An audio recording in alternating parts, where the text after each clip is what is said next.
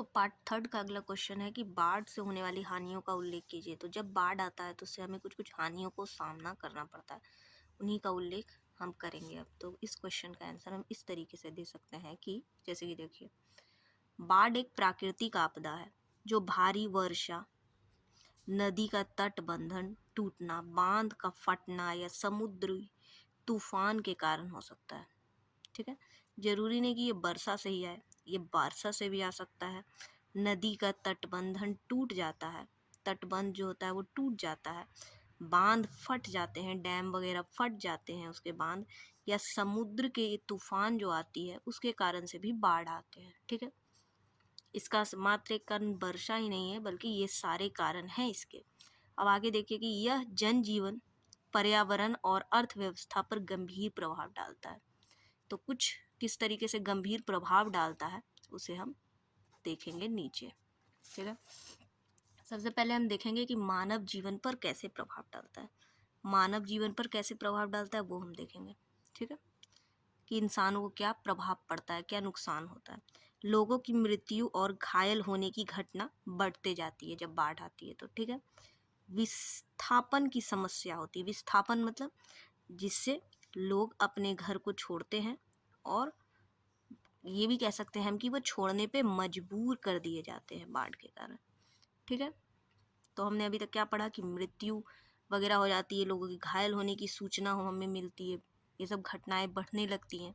विस्थापन होता है मतलब लोग घर छोड़ने को मजबूर हो जाते हैं, और बाढ़ प्रभावित क्षेत्रों में लोगों को भोजन, पानी और दवाओं की कमी का सामना करना पड़ता है। क्योंकि बाढ़ आ जाता है तो फसलें खराब हो जाती, तो वो उन्हें भोजन नहीं मिल पाता है, सारी पानी दूषित हो जाती है जिसकी वजह से उन्हें पानी भी नहीं मिल पाता है, और ये तो निश्चित है कि उनकी तबीयत वगैरह ख़राब होगी तो दवाओं की कमी भी हो जाती है। ठीक है, शॉर्टेज हो जाता है मेडिसिन का, इन सब चीज़ों का उन्हें सामना करना पड़ता है। तो मानव जीवन पे ये निम्न प्रभाव पड़े। ठीक है, अब हम देखेंगे आगे कि आर्थिक हानियाँ क्या क्या हुई बाढ़ से। तो घर, दुकान, पुल आदि बाढ़ में क्षतिग्रस्त हो जाते हैं, बह जाते हैं, टूट जाते हैं, कुछ भी हो जाते हैं। ठीक है, क्षतिग्रस्त हो जाते हैं, घर, दुकान, पुल वगैरह क्षतिग्रस्त हो जाता है, जिससे रहने आने जाने में हमें असुविधा झेलना पड़ता है। फसलें और पशुबंधन नष्ट हो जाते हैं, जिससे किसानों को बड़ा नुकसान होता है, बड़े पैमाने पर नुकसान होता है। फसल, पशुधन वगैरह नष्ट हो जाती है। ठीक है, उपी अब आगे देखते हैं कि उद्योग और व्यापारिक प्रतिष्ठानों में भी नुकसान होता है। ठीक है, व्यापार रुक जाता है। ठीक है, उद्योग वगैरह रुक जाते हैं, इससे उन सब चीज़ों में भी हमें नुकसान देखने को मिलता है। तो ये आर्थिक हानि में हम इतना लिखेंगे। उसके बाद हम आगे चलते हैं पर्यावरणीय हानि पे। ठीक है, इन्वायरमेंट को क्या लॉस होता है उस पे चलते हैं। मिट्टी का कटाव होता है जिसे हम सॉइल इरोजन बोलते हैं। ठीक है, जिससे भूमि की उपजाऊ शक्ति जो है वो घट जाती है, भूमि की उपजाऊ शक्ति जो है वो घट जाती है मिट्टी के कटाव से।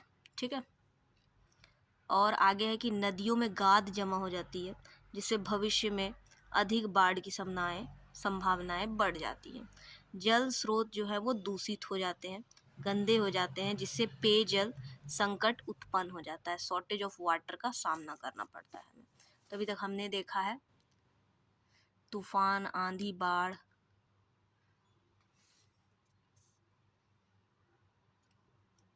तूफान मतलब समुद्री तूफान, बाढ़ से क्या होता है हमें प्रभाव। ठीक है, तो सबसे पहले हमने देखा कि मानव जीवन पर प्रभाव पड़ा था, उसके बाद आर्थिक हानियाँ हुई थी, उसके बाद पर्यावरण हानि हुई थी। अब आगे हम देखेंगे स्वास्थ्य पर प्रभाव किस तरीके से पड़ा था। ठीक है, तो बाढ़ के बाद क्या होता है, पानी दूषित हो जाती है तो मलेरिया, डेंगू, हैजा, टाइफाइड जैसी बीमारियां फैलने लगती है। ठीक है, दूषित पानी के कारण जो होता है ना, जल जनित रोग का खतरा जो है वो बहुत ही ज़्यादा बढ़ जाता है। ठीक है, और लंबे समय तक गंदगी के रहने से मानसिक तनाव और अवसाद जैसी समस्याएं भी हमें उत्पन्न होती हैं। ठीक है, तो स्वास्थ्य पर प्रभाव में हमने ये सब जाना। उसके बाद सामाजिक प्रभाव पे हम देखते हैं, ठीक है। लोगों का सामाजिक ढांचा प्रभावित हो जाता है, ठीक है, और समुदायों में अस्थिरता आती है, शिक्षा और अन्य आवश्यक सेवाएं भी बाधित हो जाती हैं, ठीक है। तो हमने देखा कि जब बाढ़ आती है तो उससे उसके साथ साथ कुछ हानियां अवश्य आती हैं, ठीक है, जिनका उल्लेख हमें इस प्रश्न में करना था। तो उसका आंसर हमने कुछ इस तरीके से दिया है कि सबसे पहले तो हमने बाढ़ की परिभाषा लिखी है कि वो क्या होती है। तो इससे क्या होता है कि मार्क्स अच्छे मिलते हैं। तो सबसे पहले हमें बाढ़ की हानियों के बारे में पूछा गया, लेकिन हमें क्या करना है, बाढ़ की परिभाषा को लिखनी है, ठीक है, कि बाढ़ क्या होती है, कैसे क्या है, ठीक है। उसके बाद फिर हम हानियों को लिखने का शुरुआत करेंगे, तो इससे थोड़ा अच्छा लगता है क्वेश्चन देखने में और मार्क्स एक्स्ट्रा मिलते हैं। तो हम फिर आए बाढ़ की परिभाषा लिखने के बाद, मानव जीवन पर क्या प्रभाव डालता है वो, आर्थिक हानियाँ लिखा हमने। उसके बाद हमने पर्यावरणीय हानि पे चर्चा की। उसके बाद फिर हमने स्वास्थ्य पर प्रभाव देखा कि कैसे उससे बीमारियां फैलती हैं, और सामाजिक प्रभाव भी देखा, ठीक है, कैसे अस्थिरता आती है वगैरह वगैरह।